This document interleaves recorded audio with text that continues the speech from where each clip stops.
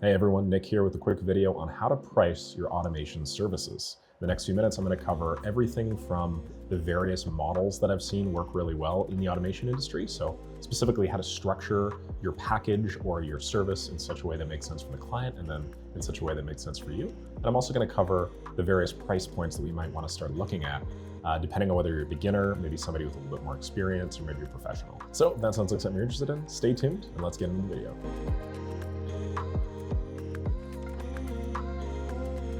Okay, as per usual, I have a Notion doc that I'm going to link at the bottom of the video. This is just so that people that are more textual learners just have something to refer to. You don't just need to listen to me blab on and on and on in order to get the value inherent in this video. So first and foremost, there are a bunch of different ways that you can price automation services. And I have luckily, maybe unluckily, experimented with every single kind to try and find one that worked for me. What I'm about to tell you is not meant to be the end-all be-all insofar that you need to follow this word for word. I'm going to try and make it nuanced. I'm going to try and show you how different types of pricing probably work better at different stages in your career.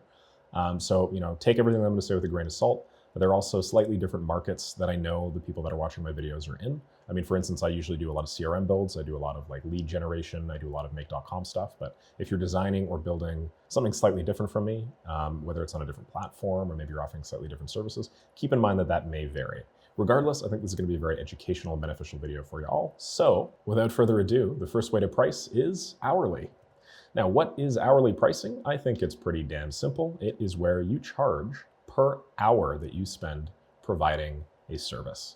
As you will see, I have put a thumbs down emoji immediately next to the title, and that's because hourly billing is widely referred to and well understood and known at this point as like the worst way to price. It's also, in many instances, unavoidable. So a quick example of this is you might be on one of these platforms, maybe Upwork, like I mentioned in one of my previous videos, is a good place to start. And your profile says $50 an hour for make.com and Zapier automation. There are some upsides to this pricing method. The first is that your upfront cost is going to seem pretty low for the client. So the perceived friction is low. And that's obviously very important if you are new in the industry, you don't really have a good track record behind you, you don't have too many case studies to look at. An upfront cost of $50 per hour, let's say, just seems a lot lower to a client than a project price of $10,000, for instance. So that's something to keep in mind. The second is, it's pretty simple. You'll set a rate with a client. The client's just going to ask you how long do you think it'll take, and then you just give them a rough outline with the scope, and then you bill after the project is done. And so the reason I bring that up is it's very simple. It's well understood. You don't need to do any explaining of the mechanism of your pricing like you do with a few of the other models that I'm going to show you below. And most people understand hourly pricing. It's also really built into the variety of online platforms that I like to mention. So Upwork, for example, if it's your first project, will take care of hourly pay for you. And then you'll also get it automatically added into your account in a weekly schedule. I know Fiverr doesn't do this anymore, but there are a bunch of these other request for proposal platforms that allow you to set up your hourly scheduling in such a way that you just make sure you never really have to worry about a client not paying you or that sort of thing. So that's pretty beneficial. That said, there are also a number of downsides. And notice how the size of the downside section is about twice that of the upside section. That's because these downsides are very big deals. If you are doing hourly billing off platform, and again, it's understandable that you are because you almost always just get a better rate when you work off platform than you do on platform, you have to deal with a fair amount of risk. Now, this risk is difficult to conceptualize for people that haven't run agencies or maybe big freelance outfits before, but there are a couple. So let me just run through them all. The first big risk is you go over. And so I don't know if anybody here has ever had anything done like a home improvement side of things, but I don't know, maybe somebody quotes you at $5,000 to do your floors and your stairs and everything like that. What will almost inevitably happen in these situations is about 60 to 70% of the way through the project, the contractor will knock on your door and be like, hey man, just wanted to give you a progress update. Now, in order to finish this, we're actually going to need another $2,000. What I mean by this is it's very difficult to scope some automation projects. There are tons of problems that might come up. And as a result, when a client asks you for an estimate, and all clients will because they want to have at least a rough idea of what the budget's going to look like, that estimate that you deliver may not actually be true or realistic in practice. And in situations where that happens, especially if you're new to the business and you're not very good at setting expectations and managing the client relationship side of things, that can be a real bummer. And it can lead to terrible experience for you and a terrible experience for the client as well. So you got the risk of overages, right? That's a very big risk and something worth considering. A lot of the time, clients will ask you to bill on some sort of hourly schedule. So you kind of have two options here. You can either build them, do the entire project, log the number of hours that you've spent doing the project, and then send them a bill at the end. Or what a lot of people would probably prefer is to get some type of payment regularly up until that project is completed. Both of these have issues. The first issue is if you don't get paid until the very end of the project, like a lot of novice freelancers or agencies will probably choose to do so to minimize friction. Now you're risking the client just not paying you for a long time. In my experience, as long as you do what you say you're going to do, 99.9% of clients are going to pay you. So that's not a problem. The big question mark is, when are they going to pay you? And that means a lot when you're first starting out, because $1,000 or something like that might make or break maybe some personal budget situation that you got going on, or your ability to invest rapidly in finding new clients with alternative marketing methods. This is called the accounts receivable problem. It's one of the biggest issues in any service business. And all of the models that I'm going to show you next are basically going to solve this problem, or mostly solve this problem. But it's something that you have to consider. And then if you're doing like some type of hourly schedule or whatever, it just adds a bunch of sales admin time, which is a big pain in the ass.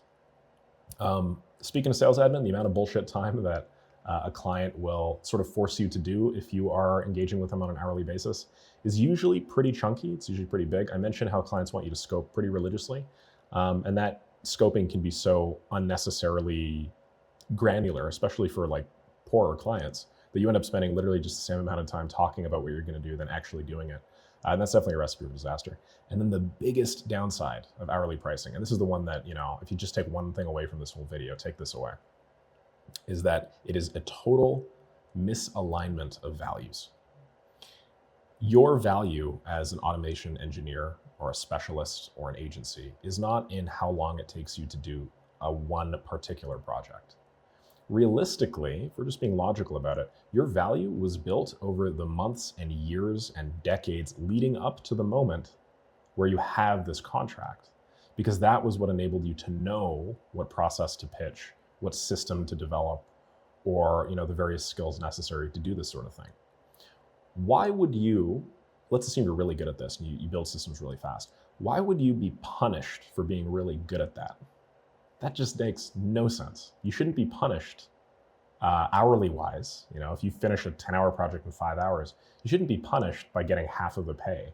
You should obviously be rewarded for getting 2 or 3 times the pay, maybe in an equivalent amount of time. And hourly billing does not let you do that. So total value misalignment, it's a massive, massive downside to hourly billing. And despite that, pragmatically, a lot of you guys are probably going to have to start off with hourly billing, and that's okay. Just make sure that you understand the upsides and the downsides inherent, right? You don't have to just go all the way to the bottom of this list and just start your very first project, if you guys are pretty new in your career or whatever, with the most optimal type of billing, of course. As you progress through your career, experiment with a couple of these on your own. But use this as generally like a guide map, and just know what you're getting yourself into when you choose hourly or any one of the other models that I'm going to mention. Okay, so the second way to price your services as an automation engineer or somebody in my space is through one-time project-based pricing. This is quite different to hourly billing. It has a bunch more upsides. It has significantly fewer downsides, but they're still worth mentioning. What a one-time project might look like is you are pitching a client on the call, and the client asks you how much this is going to cost them, and you just whip out this super specific number. I don't know why I wrote this so specifically. $3,192 for this ClickUp implementation. It's a major upgrade over the hourly pricing model that we had before, because you're no longer saying, hey, I'm going to do $50 an hour for some vague scope. Instead, you still have a scope, of course. It's usually a lot simpler and more straightforward because the client isn't pestering you, being like, how long is it going to take? How long is it going to take? How long is this going to take? But within that scope, you just give a flat project price. You say you're not going to pay more than 1 cent over whatever is in this project proposal.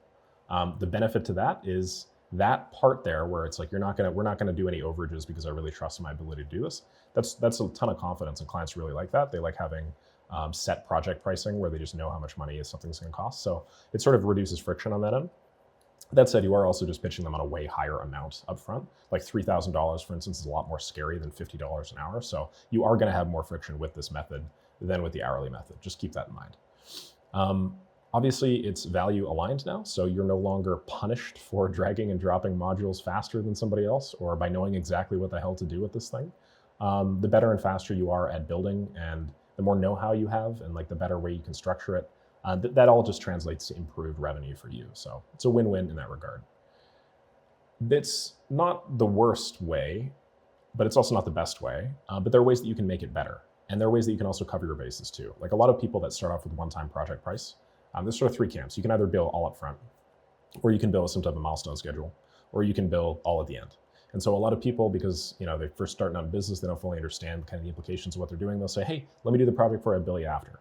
That's a mistake. You don't want to do that with one-time project billing because there's just so much freaking money in accounts receivable that you do not have access to that if you bill everybody after the fact, your revenue month to month is going to go like this, even if your company is growing. And that's going to lead to cash flow problems. It's going to lead to inability to maybe staff or hire or pay for the software that you need or that sort of thing. So what people usually do in practice is they'll either force full payment up front, which is quite difficult. And there's usually a fair amount of friction involved with that. So most clients will prefer you to do some type of milestone-based structure where you might have 50% upfront, 50% upon delivery, or maybe 33% upfront, 33% after phase one, and then 33% after the delivery of phase two.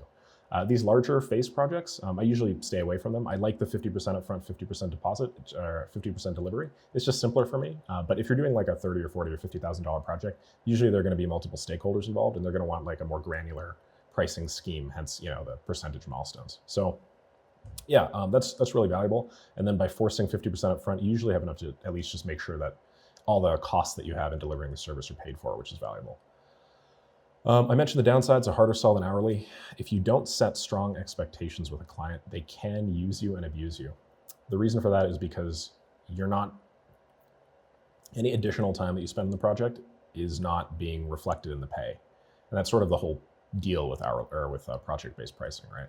So if you don't set expectations really well, and then the client's like, oh, like I want just this little thing added, or I just want that little thing changed or whatever, and you don't kind of put your foot down and are willing to sacrifice a bit of the client experience for obviously your business to succeed, a lot of them are going to take advantage of you. And this doesn't happen every time.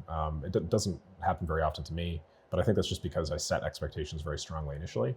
But you do need to keep that in mind. Like clients are probably going to ask you to do just a couple of additional things, and you just need to be very firm about where you put that boundary down, so you're not just doing a bunch of work for free. And then the last thing, or last major downside, is there's a bit of risk if there is a services implementation problem. So let's say, this is one of your first times building like a Monday.com CRM, and then you misscope something and you don't realize, I can't actually integrate portion X with portion Y, or I need to build this fancy workaround to like do the thing that I told the client I'd be able to do. This happens extremely often, by the way. No other service professional will probably tell you this, but that's like probably 40% of all the time that you spend as a freelancer, at least until you have better processes in place. If that happens, you're not getting paid more for all the extra time and energy. And so it really puts the onus on you to like really be airtight in scoping the project. And shit like this is going to happen regardless. So you are going to have a couple of projects that are usually less profitable than otherwise, which is why you just charge way more upfront anyway, right? Instead of $50 an hour times the 10 hours it would take you, right, which is $500, you charge $3,100, let's say, which is like 60 hours worth, but maybe it takes you like 10 or 15. The difference between that 60 hours and the 10 or 15, one, obviously you're making a lot more money, which is hooray. But two, you have room for issues like this to arise. And then even if you find yourself in a situation where you really mess up a project, maybe you need to hire somebody outside and you actually lose money on that, the other projects that you've set up in this one-time project pricing enables you at least like sweep that under the rug and not actually just like destroy your business. So yeah, that is the one-time project pricing model. The third way to price is productized, and this is even better than our previous model. It's a lot more difficult in practice to make it work. However, productized companies, and specifically productized like operations companies, are some of the highest margin and most profitable businesses that you can run. A quick example of what this might look like is, instead of you jumping on a call with a prospect and walking through your skills and why you're the right pick for the job, you probably just have a landing page or maybe a couple of landing pages and a bunch of people on the internet talking about you. And then you just sell a template. So instead of $3,000 for a customized CRM implementation, now it's, hey, pay us $987 for a ClickUp Master CRM template. All you have to do is click one button, download it onto your computer, and then maybe you can sell accessory services, customizing that or whatever. But the actual core, like the vast majority of the core value is just productized. It's in it's basically like a digital product form. Now, the reason why this is so popular and so many people are moving towards, especially right now, is because it is the most scalable way to transform knowledge into revenue, basically. It's not the most quick, like it's not the fastest way. You're not going to make the most amount of money with the productized service initially. The way that I see it is, if you're billing one time, you're going to make more money up front. And so like the growth of your business is going to look like, and then it's going to kind of level off. But then if you're running a productized business, the growth of your business will probably be a lot slower initially, but then when it takes off, it goes basically vertical. The reason for that is because you basically have no like added costs involved with this product. If it's a template, for instance, or maybe it's just some service that you provide, but that's very granular with very clear milestones and very clear breakpoints, it becomes super easy to calculate and then fix your internal costs. So I'm making exactly 74% margin on every single project. In order for one new project to get done, I have to hire one new person, let's say, or maybe, one person can do 10 projects a month and I've got 20 projects a month, so I need 2 people hired, right? The staffing gets a lot easier. The delivery gets a lot easier. Your ability to plan and project revenue gets a lot easier. And that's really well productized. It's one of the gold standards in the service industry now. And then the last one is obviously you get like paid up front, which is freaking amazing. So super, super valuable there. Just very, very low friction. The cost is usually a lot lower and that sort of thing. Now, no discussion of different pricing models would be complete without me illustrating the downsides. And, despite the fact that Productized is freaking awesome, there are still some downsides. The biggest one is productized services are usually perceived to be lower quality because people just feel like they're being sold like a product and there's no like person or human beside that. This doesn't necessarily have to be the biggest downside in the whole wide world. If you think about it, like if you want to buy a car in most parts of the world, you need to go into a dealership and you need to like shake hands with somebody and they need to like, sell you on why this car is the best. That's kind of like the old school way of doing business, right? But that's still the way that most people sell like automation services projects or really any other digital services project. Contrast that with like buying a Tesla. You just go on their website and then you like select the car you want, add a couple of add-ons, then press enter, right?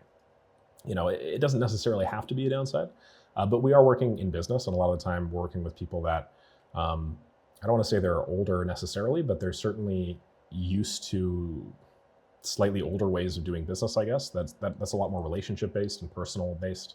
And as a result, there is that perceived decrease in value just because there's not a person that's, walking you through this process, for instance. It's not necessarily that. You can also have a salesperson selling a productized service. It's just usually the whole point of productized services is that it's like, self-serve sort of deal because that's the most scalable. There are also just going to be some people out there, like those people that I mentioned earlier, that just like really like the relationship side of things, that'll just never buy a productized service. There's just nothing that you can do to make them want to buy it. They just really need a person as part of the process. And if there isn't a person, it doesn't matter if it's like $100. They're just going to say, screw it. I'd rather spend $10,000 to have somebody walk me through this implementation than $100 to have something that I would need to make a couple of changes to. So yeah. That's that. And then also you just can't really charge as much because you don't have like the personal time and energy involved in that. I might be mistaken here. I've seen some people charge some pretty large amounts of money, especially in the last few months here for productized services. But I think generally speaking, like it'll just usually be a lower price. And yeah, that's productization. I mean, I'd encourage you guys to do this wherever possible. I have a tab open here with Fat Joe, specifically because Fat Joe Davies is the founder of this company. And I run a content company as well, for those of you guys that aren't familiar, called 1 Second Copy, which is now doing productized content writing. And Fat Joe was a major inspiration of mine, both back then and more so now, because the way that he set up his business here, it's a big business. We're talking 8 figures minimum. The way that this company works is it's all self-serve, like self-order SEO, where it's just like that Tesla dealership, where all you do is you just go on tesla.com, you pick the service that you want. There's media, there's information, there's education surrounding all of the content there so that you know exactly what you're getting and you're basically selling yourself. And then when you're finished selling yourself, you click buy. So very, very scalable and very self-managed. If you guys want to check out what like an actual super successful productized company is or looks like, head over to fatjoe.com and just like click on literally every single one of these. It'll blow your mind. Okay, the fourth way to price your automation agency services is as a retainer. Now, there is so much hubbub on the internet about retainers right now, and I think a lot of people, to start, just don't really know what a retainer is. A retainer basically just means you pay somebody to have them available to you at any time. What a lot of people think a retainer is it's just like MRR for service companies or agencies. And it's an interesting way to think of a retainer for sure, But in reality, the way that a retainer works is more akin to, hey, pay me $3,000 a month and you'll get 20 hours of build time. In practice, this is usually what a retainer is going to look like for you. So what does that mean? It means that we're still technically framing the services that are being delivered in terms of hours. Obviously, we've eliminated a lot of the problems with hourly billing, like the accounts receivable bullshit and the instability of the revenue and all that stuff. But we're still framing it in terms of hours, right? If you do the math, $3,000 a month divided by 20 is $150. So you are now capping your time at $150. So, there's an issue with that. Obviously, the benefit to that, though, is the latter half of that word here, the slash month, because now you've turned your one-time project revenue, or maybe like a one-time hourly project or something, from that one time into a monthly or recurring service. And in the online world, for those of you that are unfamiliar, recurring revenue is king. Like, recurring revenue is the gold standard for everything. It allows you to be able to project the growth of your business over time. It allows you to sell your company for what's called like an enterprise multiple. And these enterprise multiples can usually be pretty big. It's so impactful and important that like basically every company around the world online has completely changed the way that they run their business, specifically so that everything is now as a monthly recurring subscription, as I'm sure you guys know. So yeah, it's king, right? Even if it's month to month and you have a really high churn. Let's just hypothetically say, we have two options here. One is like a $5,000 project up front. Another is a $3,000 a month service. And the average churn time is 3 months. Well, by the person coming back for 3 months, obviously it's 3 times whatever the monthly cost is. So 3,000 times 3 is equal to $9,000. That's almost 2 times more. What the hell am I talking about? So you basically add just a boatload to your customer lifetime value.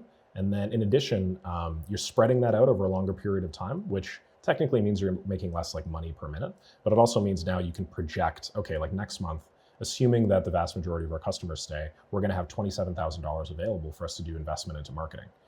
If you're just doing everything one time, it's very difficult to get that predictability. And usually what happens in practice is month one, you might make like $1 million. Month two, you might make $400,000. Month three, you might make $1.8 million. Month four, you make $128,000, right? Like the revenue changes so quickly that it's difficult to sustainably grow your business, project costs, and project marketing and sales and that sort of thing. So very important. I mentioned the enterprise value thing. The way that it usually works out to in mathematical terms, the multiples on buying and selling businesses in automation, they aren't really good because this is still like an agency service essentially, or like a managed service that somebody's providing. Even if you productized really well, the multiples just really aren't that good. In 2024, March 5th, and this may change drastically over the course of the next couple of years as the market rebounds or maybe changes its priorities. I think an average earnings multiple you'll make is like 2.5 to 3, maybe 3.5 if your business is more productized. And what that means is you basically just take your annual profit and then you just multiply it by that multiple in order to get your sale price. So if your annual profit is $1 million, for instance, and your multiple is 2.5, then you'd make $2.5 million, or at least your company would be valued at $2.5 million when you sell. A quick, just way to sort of do that mathematically is, I'm assuming your margins are going to be somewhere around the realm of 50%. Mine are about like 55, 60% for month to month. Some months a little bit higher when I do a lot of marketing services. Other months it's a lot lower when I don't really do a lot of spend. But if you add, let's say, $3,000 a month in monthly revenue, you can conceptualize that as adding $36,000 a year to monthly revenue. If you cut that in half, your earnings are now $18,000 a year. And if you multiply that by around 3, that's going to add about $50K to your price. So the difference there between 50 and 3 is basically there's like a 16x on the monthly revenue. You can think of just sort of as like a general add to your enterprise value. And why that's important is because selling a business is like one of the best ways to like make a ton more money, because you get to make money while the business is operating, and then you also get to make money when it sells. This isn't always the case in low multiple business or low multiple verticals like agencies and stuff. A lot of the time, if you have high margins, it just makes sense to keep operating it because selling is very involved and sort of a pain in the ass. But anyway, worth to at least consider. You also get paid up front, which is obviously huge from an accounts receivable perspective. Now you don't have to, worry about whether you're going to get your 20 hours worth of pay next month or in 6 months or whatever like that. If a client is being really shitty, you know that you get it ahead of time. And so always charge for retainers up front. Okay, awesome. And the last way to price your automation agency or freelance service is with a relatively new business model that I'm referring to as subscriptions. Now, subscriptions are basically retainers, It's just instead of billing based off hours, like the vast majority of companies will do, you just based off the value that you're providing, you just bill based off the value you're providing to the organization. And so an example would be instead of $3,000 a month for 20 hours of build time, you'd say, hey, pay me $6,190 a month and you'll have access to me or access to my company, or you'll get weekly calls, or you'll get something, but the something will just not be hours. And so in my case, and I've tried this out and I'm currently doing this for a couple of clients with reasonable results. I might say, pay $4,400 a month, excuse me, for access to a fractional chief automation officer or chief operational officer who will do all of the following for you. And then I have like a big list of deliverables and the things that are involved. In my case, it's usually like a weekly call. It's usually some type of like comprehensive roadmap that I set up in month one and that we follow every month thereafter. But obviously, it depends on the way that you want to price or model your specific business. Now, why is the subscription model so much better than the retainer model? I would say is because you're value aligning once again. And so it's sort of like the one-time project price to the hourly pricing. Well, I guess what I'm trying to say is subscription is to retainer what one-time hourly or one-time billing is to hourly billing. And so just, kind of keep that in your mind that this is sort of like the new and improved version of the retainer because you're fully value aligned. If you do a really good job, you don't have to spend as much time. You get all of the benefits of recurring revenue. You don't have to deal with any of the hourly headaches. So you don't have to deal with like maybe going over and doing sales administration or going under and then having a client, wonder why they're not fully making use of all of the service time that you've allotted for them. And then you also have full flexibility to set this up however you like. This is a relatively new business model, one that I've only really seen start working and taking off in the last year or two. So it's still very nascent and people don't really have full strong expectations around it. The way that I see this work in practice is usually there are companies like Design Joy, and this is a design company, not an operations company, so take everything I'm going to say with a grain of salt. But instead of offering design services per hour, for instance, it'll just be $4,995 flat per month. And then you can literally work in an unlimited capacity with a client. And then usually just have like a Trello board or something like that. And then they just add their tasks to the Trello board. You guys consult or coordinate what the next week of work is going to look like, maybe in like a brief 15-minute meeting. And then everything is just managed through that board. And then, you can only work on one thing at a time so that when you're done, you move it to complete it or wherever they get a notification, they can check it and that sort of thing. So you can set it up that way. You can do some type of daily consulting call if you want to be more on board or maybe take more of a hands-on position in the company. Whatever works for you, you have total flexibility over it. The downside is also, and I didn't add this, you have full flexibility over this. And so if you don't really know what you're doing, you can really shoot yourself in the foot. Instead of you ideally making more money per hour than you were when you were just charging flatly per hour, you can make way less money if you spend too much time or energy or don't really understand the best way to pitch the value of your service. Another downside is it's much higher friction. Because it's new, you also have to sell them on the idea of a subscription as opposed to a simpler idea of hourly billing, which most people are accustomed to. Like if you go back to retainer, usually the pitch for retainer is, hey, my normal rate is $200 an hour, but if you purchase a package of hours and retain me, then I'll only charge you $150 an hour, right? That's a pretty easy sell to make when you're trying to transition from hourly to retainer. Subscription doesn't really have that. There's no real way to pitch that that's simple and kind of well understood within the industry. So keep that in mind. The clients definitely need to understand the value that you bring to the table and have that be disconnected from the time that you spend in order for it to make sense. It's very difficult to set expectations, I find now that I'm doing this and that I have a couple clients on this model. Sometimes I actually spend more time than I would with an equivalent retainer. And I think that's just sort of part of the job and just something that I'm figuring out as I go. And then, I mentioned that not a lot of people are doing this right now. So still something that you sort of have to figure out. But I'm noticing this working in a lot of industries. And if you just think about it logically, the subscription is just like better in basically every way to a retainer because you're just eliminating that hourly component. So yeah. Now, something that a lot of you guys are probably curious is, okay, Nick, these are the 4 or 5 business models, but how exactly would I price if I was a beginner or if I was like an expert or a pro or whatever? And that's what I'm going to walk you guys through right now. So let's say you're doing hourly billing. As I mentioned, a lot of you guys are probably going to have to do hourly billing if you're getting started with automation services for the first time, and that's cool. What I'd recommend you price at is between 40 to 60 bucks an hour. Now, if you look through like the average pay for somebody that does automation, it's going to be lower than that, but you don't want to go much lower than that. The reason why is because when you price your services too low, people start wondering who the hell you are and why the hell they should even care. it sort of like sub-communicates a certain level of proficiency and competence. And even if you don't have it, I'm sure we've all heard of the old adage, fake it until you make it. Pricing between $40 to $60 an hour is now what I'd consider like, okay, a company actually has to think like, is this something that we should, is this a service worth getting? And if they answer that question as yes, then usually people that they're willing to hire at that range, they'll sort of attribute a bunch of positive qualities to, like competence and skill and that sort of thing. So you can seem like more of an expert than you actually are, in all honesty, if you charge between 40 to 60 an hour. At the same time, it's not so high that, a client that doesn't fully understand the value of automation will like raise their eyebrow and be like, dude, why would I pay this guy $90? Like I could just do some dragging and dropping myself, right? So it seems pretty conservative to me. Prices are obviously getting more globalized throughout the world. So, a few years ago, I would not have been able to put $40 to $60 an hour here, and then everybody that watched it would understand. But I think now we're all sort of like all digital services professionals, whether you are in Bangladesh or whether you are in Singapore or whether you're in North America, these prices are all sort of like melding together. And so regardless of where you are, I would charge somewhere around this much. And if you go any lower than 40, just don't go much lower than 40. If you're a pro, if you've been doing this for a while and you know your value, then I charge about $120 an hour. But again, if you're a pro, you probably shouldn't really be doing hourly billing in the first place. I charge on average, I want to say about $120 an hour when I do hourly projects. I very rarely do hourly projects now. Probably the last time I've done an hourly project is like a couple of months ago. And I think that was like a brief, maybe like an hour and a half quick call for a client that I'd worked with like a year or two ago that was used to my lower prices. And I really like them and I just wanted to help them with something, but I also didn't want to do it all completely for free because then I thought the client might sort of take advantage of me and that sort of thing. So anyway, long story there, but I'd charge at least $120. Keep in mind, all this stuff is in US dollars, so translate that to whatever it means for you. If you're doing a one-time project, I do have a list of prices in a previous video, which I will hopefully, if I remember, add somewhere here, hopefully right now, future Nick.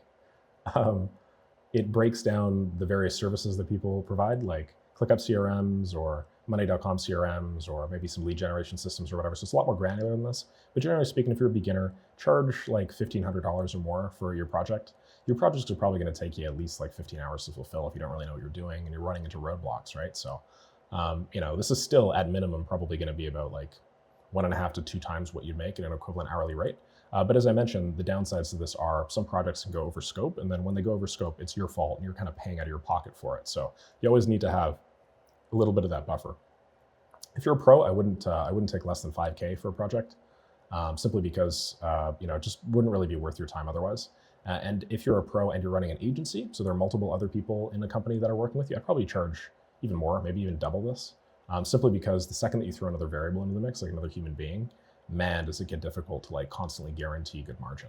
So yeah, for pros, charge at least 5K a project. But again, I consult that other video if you want more specific pricing on CRMs versus lead gen systems, that sort of thing. Productized, very difficult to say.